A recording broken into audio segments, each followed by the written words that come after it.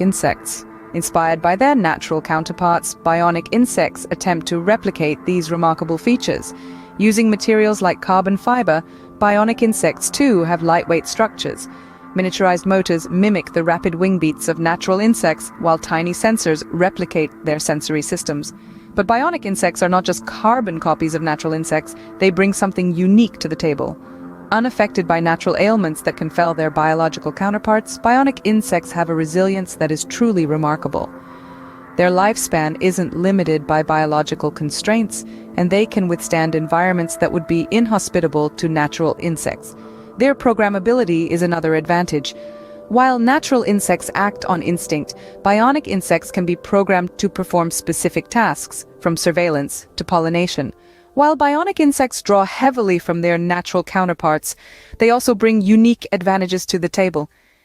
These tiny marvels of engineering, a blend of biology and technology, are opening up new possibilities that we're just beginning to explore.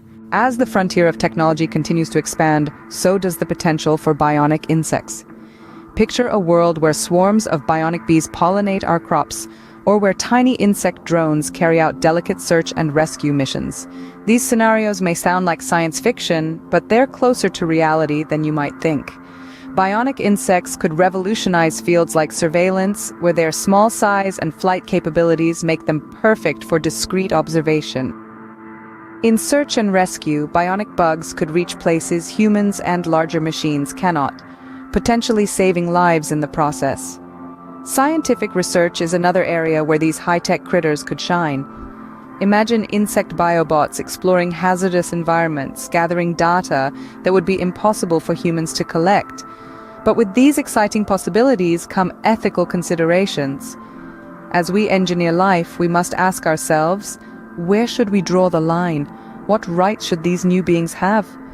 As we embrace the future, it is crucial to consider the balance between technological advancement and ethical implications.